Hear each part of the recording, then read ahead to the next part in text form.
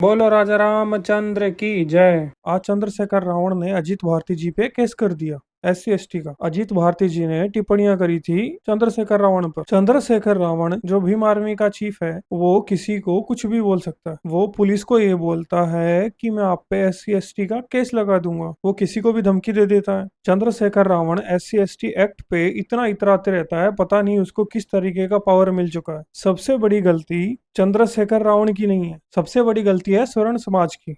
ब्राह्मणों और ठाकुरों ने, स्वर्ण समाज ने उनका कोई विरोध नहीं किया। सबसे बड़ी दिक्कत ये थी, इसलिए वो बंदा हर किसी को धमकी दे देता है, मैं आप पर केस कर दूंगा, मैं आप पर केस कर दूंगा। हर बात पर एक ही चीज लेकर फिरते रहते हैं ये लोग। चंद्रशेखर रावण अपनी आर्मी के साथ ये बोलते रहता है कि 5,000 साल तक इनको पानी नहीं पीने दिया। चलो मान लेते हैं एक बार के लिए कि 5,000 साल तक चंद्रशेखर रावण के पूर्वजों को पानी नहीं पीने दिया, लेकिन ये भी तो मानो किसने नहीं पानी पीने दिया? मेरे पूर्वजों ने। मैं भी एक ब्राह्मण हूँ, तो जाके मेरे पूर्वजों को बोलो, मुझे मत बोलो ना। अगर मैंने कोई कर्जा लेके रखा हुआ है तो मेरा भाई उस कर्जे को नहीं उतारता है, मैं ही वो कर्जा उतारता हूँ। तो गुनाह जो है इनके हिसाब से वो हमने नहीं किया है ना, वो तो हमारे परदादाओं ने किया है। जाकर उनको बोलो। पता है मेन दिक्कत ये है, देश में जो दोहरे कानून है वो सही नहीं है। क्या ठाकुर और ब्राह्मण सिर्फ ये सुनने के लिए पैदा हुए हैं चंद्रशेखर रावण से कि हमारी जो ब्राह्मणों की बेटियां हैं, जो हमारी बहनें हैं, हम चंद्रशेखर रावण से उनकी शादी करवा दे, या उनके समाज में हम उनसे शादी करवा दे?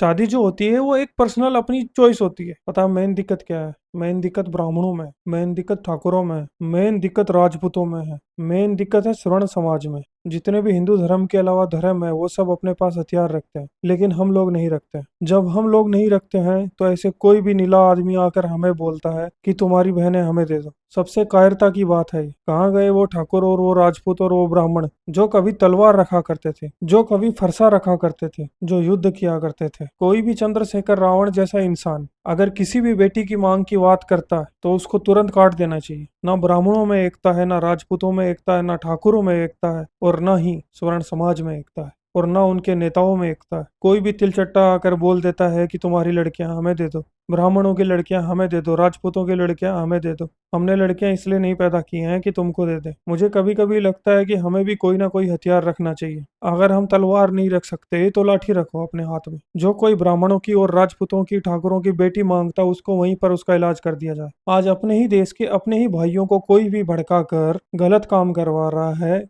तो कोई कुछ नहीं बोलता। कानून एक समान होना चाहिए सबके लिए। जो गलत कर रहा है उसे भुगतना पड़ेगा, चाहे वो मैं हो, चाहे वो चंद्रशेखर रावण हो। हम फिर मिलेंगे, तब तक जय हिंद।